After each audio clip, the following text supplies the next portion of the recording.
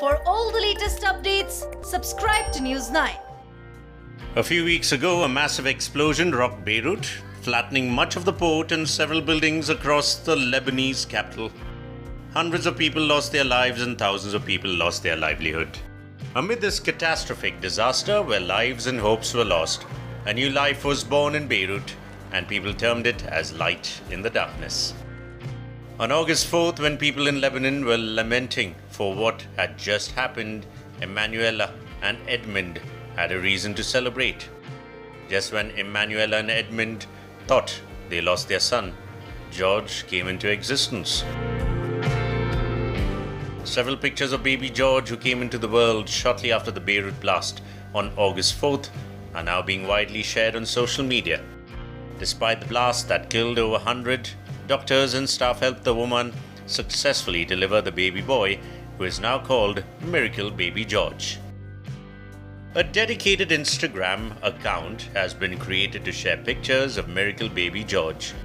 Due to the massive explosion, a few patients and nurses died in the hospital, but George was in the pink of health. Pictures of George have taken social media by storm, and netizens have been dropping in several comments on George's pictures.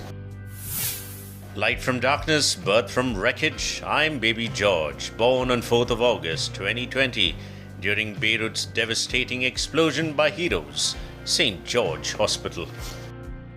Edmund recounts the day and said he was trying to capture his son's first moments, but he ended up capturing the disaster. Emanuela was about to give birth and entered the delivery room, which is when a massive explosion rocked Beirut, shattering buildings.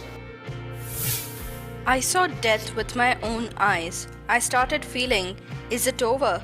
I was looking around and at the ceiling, just waiting for it to fall on us. Right after the blast, Chief Resident Obstetrics and Gynecologist ran into the hospital to help the injured nurse. Due to the explosion, electricity got cut off in the hospital and the doctors had to use phone light to help Emmanuel deliver the baby. There was no electricity and the sun was starting to set, so we knew we had to get this done as soon as possible. And with the use of people's phone lights, he came into the world. 17 people died in St. George Hospital right after the blast and dozens were injured. Edmund Neisser's mother also suffered 6 broken ribs and a punctured lung.